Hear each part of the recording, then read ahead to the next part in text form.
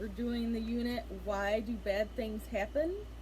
And we take really big concepts, different religions, and we try to simplify them. So we're exploring how all different cultures and religions have dealt with catastrophes, massive illness, drought, anything that was very big or makes people wonder, why do these things happen? Why are we here? What is the purpose of everything? So this one is, some people think bad things happen because of wrong thinking. So we're exploring Buddhist culture. This is the story of Buddha, a man who wanted to find out why people suffer. Long, long ago, 563 BC, a Hindu prince named Siddhartha Gautama was born in northern India. It is said that his father, the king, was worried because of a prophecy that Gautama would one day give up all his wealth and power to travel about, seeking the truth about life. He would become a great teacher.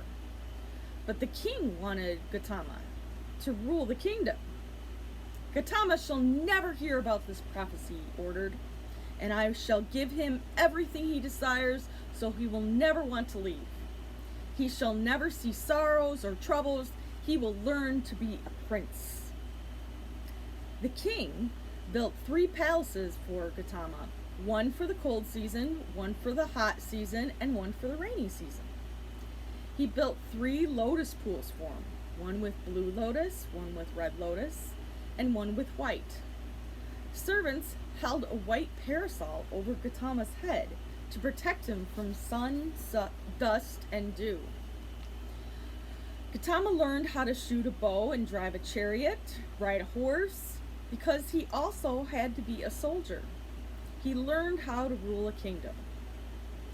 Gautama won the hand of a beautiful wife in an archery contest, and they had a son. Now Gautama's father had never allowed Gautama to go outside the palace walls, so that he would not see poor people or misery or suffering. But one day, Gautama secretly rode out on his chariot with his faithful servant Channa. On his journey, he saw a very sick man, an old man, a dead man. He was shocked and deeply troubled by these sights. His servant Channa said, "Yes, my prince, these things must come to all people." He saw a woman weeping over her dead child. He also saw a sadhu, a holy man, who had chosen to wander homeless, getting his food by begging. Gautama wondered, why is there so much suffering?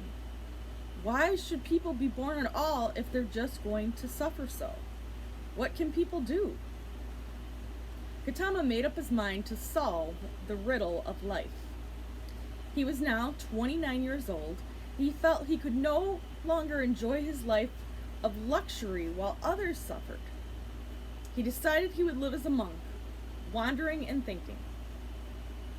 So one night, while his wife and baby son were sleeping, he cut off his hair with his sword, put on the yellow robe of a monk, and took to a begging bowl and left the palace. Gautama searched for teachers. He joined 5 Hindu holy men who told him he must forget his body and think only about his mind. For 6 years, he traveled about with the holy men, sleeping on the ground, wearing rough hair clothing, living in caves and forests. He starved himself until he could feel his backbone when he pressed on his stomach. He tried always to think of truth and goodness, but he still did not feel any closer to the answers he was seeking. In fact, when he was weak from hunger, he could not think clearly. This did not seem the way to find the truth. Self-torture is not the way, decided Gautama, any more than a life of selfish pleasure. A middle way is best. Following a middle way is like playing a musical instrument whose strings are neither too tight nor too loose. So Gautama began eating normally again, which angered the holy men, and they left him. Gautama was still determined to understand the reason for the sorrows of life. He sat under a Bodhi tree, which is a fig tree, in the lotus position of meditation and said, "Not until I gain wisdom will I move from under this tree." He sat thinking for 49 days about the riddle of life and death, good and evil. Then ideas and wisdom came to him like a great light, so that he thereafter would be known as Buddha, or the Enlightened One. Buddha spent the rest of his life teaching his ideas to others. Today, 8% or people in the world use Buddhist ideas. It's the 4th largest religion in the world. That end.